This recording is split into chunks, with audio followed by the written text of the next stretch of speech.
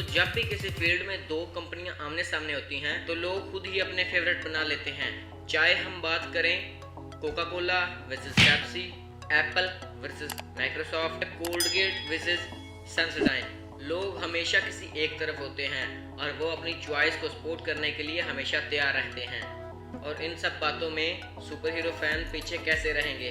आजकल social media में Marvel versus DC के कमेंट्स देखने को आम मिलते हैं। तो चलिए मैं आपको डिबेट के लिए कुछ अच्छे ऑप्शन देता हूँ। तो गाइज, मेरा नाम है तकवीर अहमद खिची और आज हम बात करने जा रहे हैं मार्वल वर्सेस डीसी के बारे में कि कौन सी फ्रेंचाइजी कहाँ पर स्टैंड करती है। तो चलिए स्टार्ट करते हैं। सबसे पहले बात करते हैं यूनिवर्स क्रिएशन की।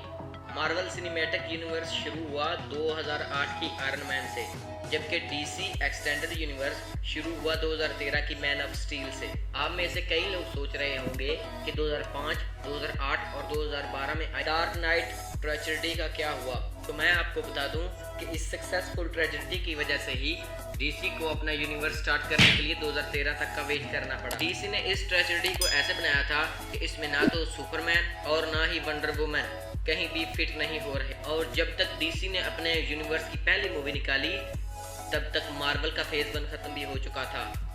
अब इस बात पर नजर डालते हैं कि दोनों स्टूडियोज का मोटिव क्या है। एमसीयू में सुपर हीरोज बुरे विलन्स की पिटाई करते हैं और साथ ही साथ कई जोक्स भी मारते हैं, जबकि डीसी के सुपर हीरोज भी विलन्स की पिटाई करते हैं मगर चीज़ों को रियलिस्टिक रखने के लिए उनका टोन बहुत ही डार्क रहता है। मिसाल के तौर पर मैन ऑफ स्टील में हुई तबाही की वजह से गवर्नमेंट ने सुपरमैन और बैटमैन को कहीं ना कहीं जवाब के लिए बुलाया, पर मार्वल में ऐसा नहीं हुआ। न्यूयॉर्क के हमले के बाद कैप्टन अमेरिका दी विंटर सोल्जर में क्रिस्टेनियन के गिरने और स्कोविया के हमले के बाद जाकर गवर्नमेंट ने एवेंजर्स से पूछा कि तुम ये किसके कहने पर कर रहे हो। और साथ ही साथ मार्वल अपनी मूवीज का टोन बहुत ही लाइट रखता है, पर 2016 में आई सिविल वॉर में थोड़ा टोन डार्क हुआ। दूसरी तरफ फैंस को डीसी से ये शिकायत है कि उनकी मूवीज का टोन बहुत ही ज्यादा डार्क रहता है, पर नज़ारा वंडर वुमन में बदल गया। अब बात करते हैं टोटल प्रोजेक्ट्स की। मार्वल स्टूडियोज की अब तक 21 मूवीज और 8 से भी ज्यादा टीवी सीरीज आ चुकी हैं, पर डीसीईयू की अभी तक 4 मूवीज ही आई हैं। अगर मूवीज की बात करें तो मार्वल ने बहुत ही आराम से अपने हर एक कैरेक्टर पर एक मूवी बनाई, जिससे उन्हें ज्यादा फायदा तो नहीं हुआ, लेकिन जब 2012 की एवेंजर्स रिलीज हुई तब हर कोई समझ गया कि मार्वल अपना एक यूनिवर्स बना रहा था, जो एक बहुत ही स्मार्ट मूव साबित हुआ मार्वल के लिए। पर डीसी के साथ एक प्रॉब्लम आ गई, उन्होंने अपनी टीवी सीरीज को एक अलग यूनिवर्स में रखा, जो कि काफ़ी हिट भी हुए। फैंस की कंफ्यूजन तब दूर हुई जब उन्हें ये पता चला कि मूवी का फ्लैश और टीवी सीरीज का फ्लैश अलग-अलग होगा, जिससे डीसी को काफ़ी नुकसान भी हुआ। अब टैलेंट की बात करते हैं। मार्वल स्टूडियोज की जब भी कोई बात होती है तो रॉबर्ट डॉनी जूनियर का नाम सामने आता है, और अभी फिलहाल डीसी को लीड कर रही हैं गैल गॉडर्ड। ये कहना बिल्कुल ठीक होगा कि मार्वल को इतनी बुलंदी पर लाने के लिए सबसे अहम किरदार टोनी स्टार्क यानी कि हमारे रॉबर्ट डॉनी जूनियर का है। इस पूरे एमसीयू की शुरुआत उन्हीं से हुई, यहाँ तक कि अब फैंस को किसी और को टोनी स्टार्क की जगह देखना अच्छा नहीं लगेगा।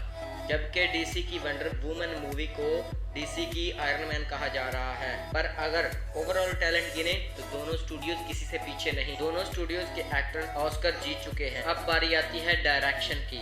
मार्वल स्टूडियो का हर बड़ा फैसला केविन फॉयगी करते हैं, जिनकी कही हुई हर बात डायरेक्टर्स के साथ आंखों पर होती, पर डीसी के एक्टर्स अपने काम को ज्यादा पर्सनल लेते हैं और अपने विजुअल स्टाइल को फॉलो करते हैं। मार्वल स्टूडियोज के पास एक स्टोरी बोर्ड रेडी है, जिनको देखकर डायरेक्टर्स अपने प्रोजेक्ट्स को सेट करते हैं।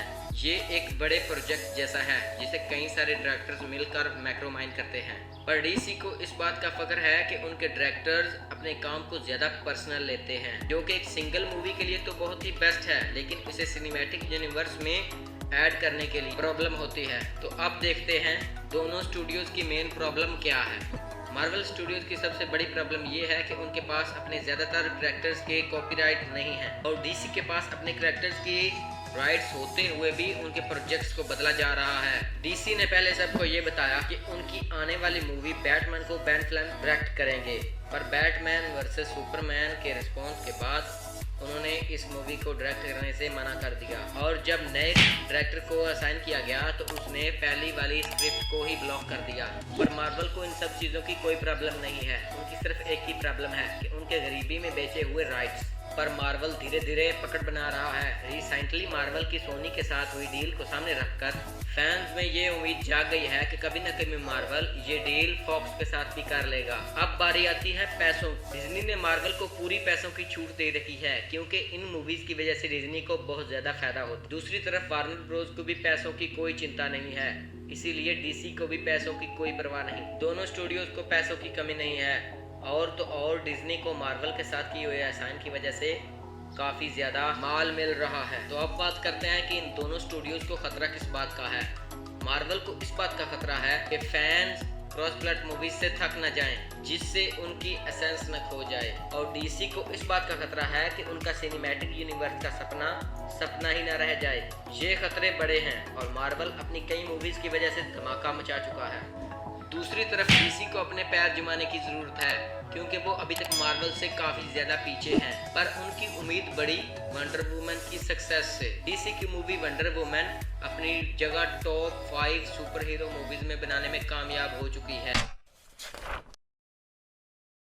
तो गाइस, इस वीडियो के जरिए आपको इस बात का इल्म हो गया होगा कि कौन कितने पानी में है, पर फिर भी मैं आपको ये बता दूं कि ये दोनों स्टूडियोज हमारे एंटरटेनमेंट के लिए हैं, इसलिए हमें इन दोनों को एंटरटेन करना चाहिए, ना कि किसी एक को एंटरटेन करें और दूसरे को छोड़ दें। तो गाइस, ये थे मार्वल वर्सेस डीसी के बारे में सम पॉइंट्स।